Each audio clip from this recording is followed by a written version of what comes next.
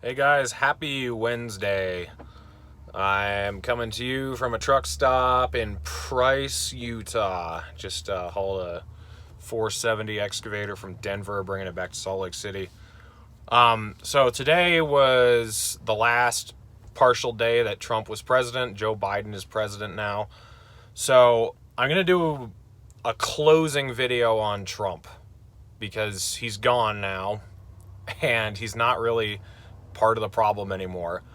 So I just wanted to do kind of a final closing video on my thoughts about him, and then we're going to move on unless he does something in the future, and then I'll talk about it. But, um, a lot of people never stop talking about Bush. A lot of people never stop talking about Obama. And there are problems that are pervasive that overlap administrations, but at the same time, once somebody's gone, you got to move on. So I titled this "Trump Became the Swamp" because I could lie to try to gain favor with Trump supporters and try to get them to come join my cause, but I'm not going to do that. I could pretend that I believe that the election was stolen to try to muster up feelings that will make them feel like they're on my team or whatever. But I'm not going to do that. I'm not going to lie to you guys. I'm not going to pretend that I thought Trump was a great president to try to get your support. I'm just going to tell you what I think of him. So there have been two great examples of who Trump really is in the last month. The first one was with that bill that the stimulus bill that gave billions to foreign countries, the military, all that, and gave us the scraps. And he really made it seem like he was going to stand against it and fight for the people. And he didn't. And a lot of people saw that happen in real time because I was covering it on here. Other people were covering it. And we were all rooting for him to veto the bill or not sign the bill or whatever. And ultimately, he just caved to the establishment and signed it. The latest thing has been his pardons. So I don't know if you guys have seen, but Tucker Carlson the last several days has been railing on Trump to pardon Julian Assange. And Tucker Carlson, I believe, is the most popular news station in the country right now. All of Trump's supporters watch him. Trump watches him. And there was a lot of hope. I didn't really have it, but a lot of people had hope that Trump was going to actually pardon people who deserve to be pardoned. Julian Assange, Chelsea Manning, Ross Ulbricht, Edward Snowden. There were a lot of people who really deserved to be freed. And he went mostly after his crony buddies and war criminals and gave them a pardon. So, to Trump supporters, I do welcome you into the fold, and I want you on our side, and I want to work with you in areas where we agree. But I think it's important that you guys realize who Donald Trump was, that you realize he was not an anti-establishment hero, that you realize he really was caving to the people that he was claiming to be fighting against. It's important you realize that so that going forward, you can decipher who is actually fighting the establishment. He was all talk, and he exemplified that yesterday through his pardons. And it's important to not be taken by someone's rhetoric without looking at their record. So, a lot of the things that Trump brought attention to are real and important, and they need to be fixed. And we need people who are actually going to take on those problems instead of just talking about them and then at the last minute turning their backs on their supporters and just going with the flow, going with what the establishment wants. I do think in some ways that it's good that Trump is gone because people are lazy and they're not willing to look at the voting record. They're not willing to look at someone's actions. They're just going to look at what they say, and that's as far as they go. And with Trump, a lot of people felt like they had an ally, like they had someone who was in there blockading the establishment and pushing the will of the people. And it was because of how Trump talked, and he really just never followed up on it. So, we need people who understand how the system works and understand how to fight it, because that's what I think Trump's biggest problem was, is that, he was a businessman, but that really doesn't get you very far as president of the United States. Once he got in there and he was in the Oval Office and he has all these advisors around him, he had no idea what he was doing anymore. And he wasn't in control. I actually think if Donald Trump had actually been in control, things probably would be better right now.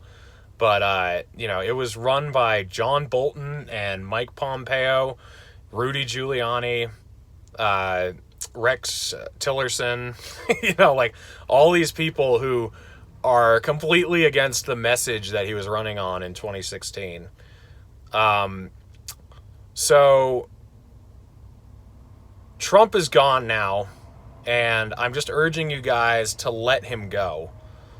I'm going to let him go. As I said when I started this video, I'm not going to really go after him anymore because he's kind of irrelevant unless he does something, outstanding or crazy or whatever. Like he might, as a retired president, I'm sure that he's still going to make appearances somehow. So if he does and he does something outlandish, then I'll talk about it. But in general, I'm done going after him because he's gone. It's time to focus on the new administration and the people who have been elected to office now. And it's time to start talking about how we can deal with the problems going forward. The only thing that I probably will continue to do is point out that everything bad that happens from here on out is not just Joe Biden's fault. It goes back, and it goes back before just Trump. It goes back to Obama. It goes back to Bush. It goes back to Clinton. A lot of these issues are pervasive. They cover multiple administrations. We like to just blame everything on one person because it's easy, but that's not why we have all these issues.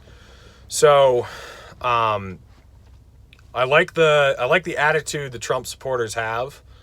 I like the fact that they seem to have a lot of gumption and they seem to care about the direction our country's headed. So my challenge to them is to really look back at Donald Trump and see him for the man that he really was. See how much he lied to you, see how little he delivered on, and reassess moving forward.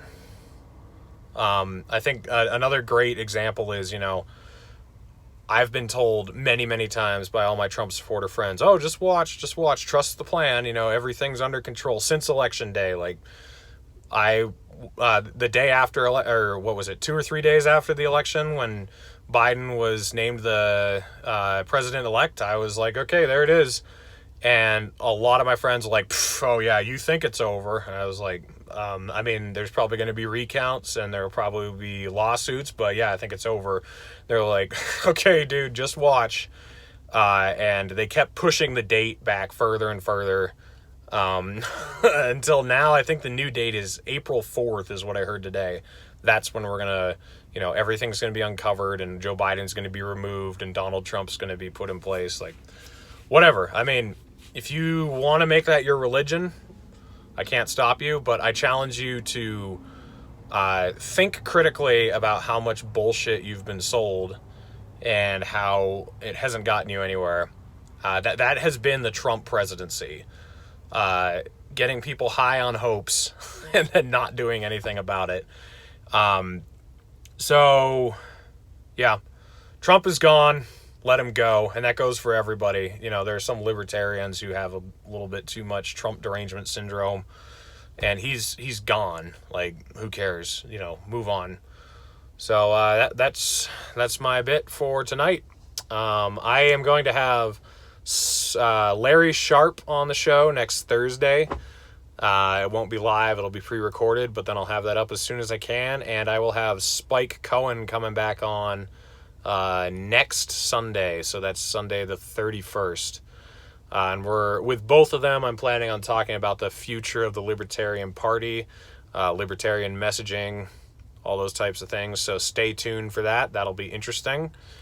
And just letting you guys know that a lot more interesting people might be coming down the pipe. I've got some big names in the works. We'll see if they end up working out. If they do, that'll be awesome.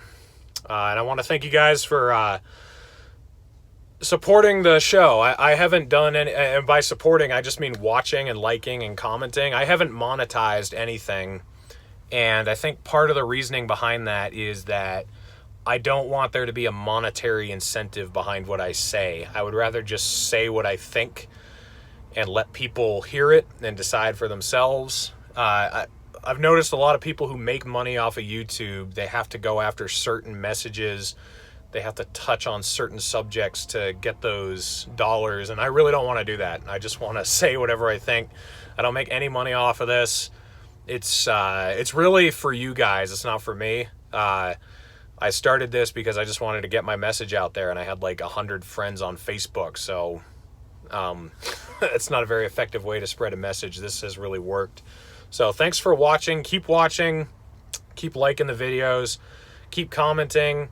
The comments are great. Like, whenever you guys comment, even if it seems dumb, that really means a lot. So make sure to throw those comments in there and share the videos, and get your friends to subscribe. But I will check you guys on the next stream, maybe tomorrow. We'll see. Take care of each other. Take care of yourselves.